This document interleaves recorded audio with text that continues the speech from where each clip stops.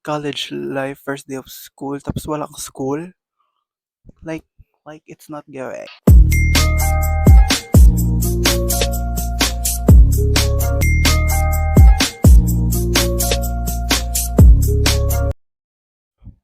Mic test, mic test.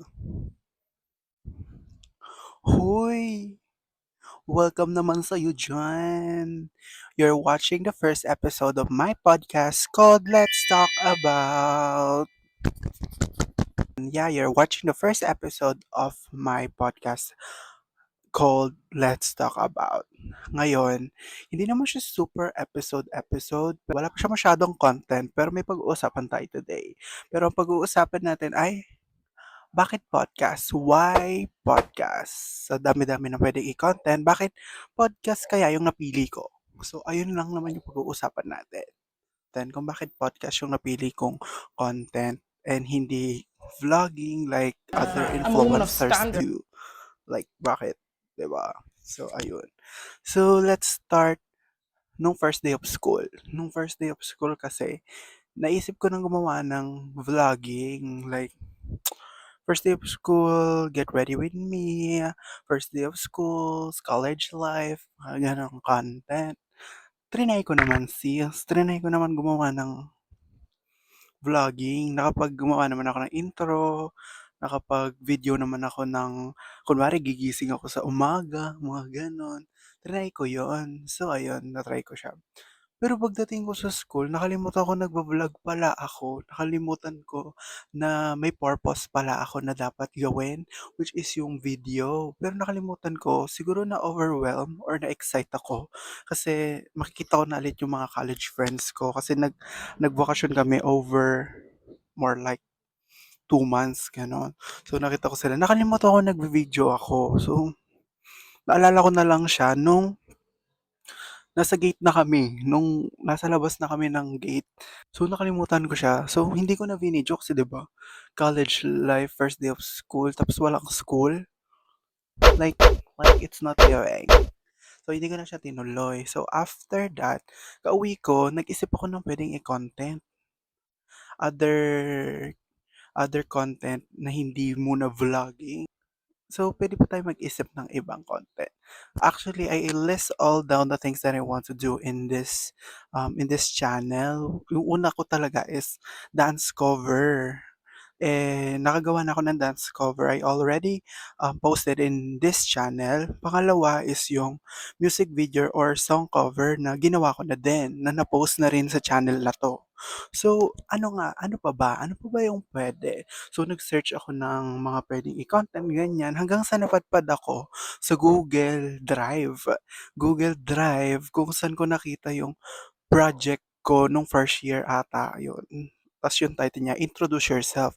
Akala ko normal lang, introduce yourself, ganyan. Nung pagka-click ko, lumabas, podcast. Para siyang podcast, introduce yourself in a creative way. So, yun. So, parang it's a sign. It's a sign na napindot ko yung video na yun para mag-podcast ako ulit. So, nung napagdesisyonan ko na parang sige, go na yung podcast is I list all down the things na gusto kong pag-usapan. Mga topic na gusto kong pag-usapan, gano'n. Marami naman akong naisip na gawing topic. So ayun, nilista ko lahat gano'n. Tapos naghanap ako or nanood ako ng mga inspirations sa YouTube. So, ang una ko napansin na na sa mga nagpo-podcast is ang ganda ng reception ng boses, which is maganda yung mga mic nila. So, okay, kailangan pala ng mic, kailangan pala yon to pursue podcast. So, okay, order muna ako ng mic. So, naalala ko, I have a friend, alam ko may mic siya. So, ayun, nag-send siya ng link, ganyan. So, I order it. So, ayun na nga, ito na siya, dumating na siya. Ito siya, ang ganda naman, di ba? Narinig niya naman ako, di ba? Ang ganda naman ng boses ko dyan, like ASMR. Hello, hello, di ba? So, ayun. Nung Nung wala pa yung mic, parang nagpa-practice muna ako kung paano yung way of speaking, gano'n, ganyan. So, I have to be like natural lang sa pagsasalita kung paano ako makipag-usap sa friends ko, ganyan. Ganito, ganyan ako makipag-usap. So yun, yun naman yun yung mga reason bakit ako nag-podcast. bale gusto ko din naman mag-vlog pero in the future siguro 'pag hindi ko na nakakalimutan na nagvo-vlog ako gano'n. Parang hindi ko na nakakalimutang nagvi-video pala ako kasi nakakalimutan ko sa talaga. Nung tinitignan ko yung mga list na topic, mga listahan ng mga topic na gusto kong pag-usapan sa podcast na 'to, parang naisip ko na pa na dapat hindi lang ako yung nasa podcast. Hindi lang ako yung nakikita niyo sa podcast, gano'n. So, I invited my friends, yung mga gusto ko mag-guest sa podcast ko. Then, one of the reason din ba't gusto ko mag-podcast is my friends and I really, really love, do eme-eme podcast, yung mga joke-joke na podcast, mga gano'n, yung sit-down talks, gano'n. And personally, I really love, like, taking advice and also hearing advice and also give an advice to my friends, gano'n. Kasi yeah, ang sarap makakuha ng advice and maka-receive ng advice from them, yon. So, minsan yung mga podcast namin is about love and everything, college life and about family, ganyan. And nakakagulat kahit eme-eme lang yung mga podcast na ginagawa namin is nagme-make sense to the point na naiiyak na kami, gano'n.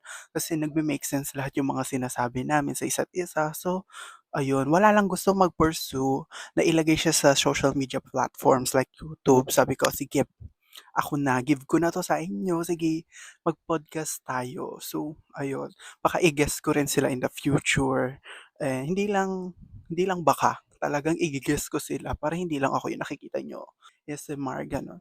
So igi-guest ko rin sila in the future and nung sinabi ko sa kanila and ininvita ko sila sa chat, sabi nila, "Sige go daw, like gawin na daw namin," like gano'n na parang nakaka-touch na gusto nilang mag-participate sa video ko kahit wala pa naman masyadong nanonood, like for the content, gano'n. Ang saya sa pakiramdam na parang may gustong sumuporta sa'yo, na sinusuportahan ka sa mga bagay na ginagawa mo. So, thank you guys, kahit wala pa kayo sa video or sa lahat ng content ko, eh, gusto niyo na mag-participate. Thank you guys, thank you. Love you guys. So ayun, and personally ako I love sit down talks, yung sit down talks yung usap lang gano'n, yung wala masyadong siyang galaw, basta usap lang na ganito, like nagbibigay ng advice, usap about life, about the future, ganyan. Kasi parang ano siya, parang ang sarap sa soul, sa soul. Seoul, Korea. Charing. Ang sarap sa Seoul na makarinig ng mga iba-ibang kwento kasi hindi lang naman yung mga friends ko yung parang nakakausap ko. I also talk to a lot of people na as a talkative person I am. Nakakausap ko sila, yung mga perspective nila sa mga bagay-bagay is parang nakakabago din ng pananaw. Kasi naririnig mo na minsan tama tama din sila, gano'n. Tama din yung mga pinaniniwalaan nila.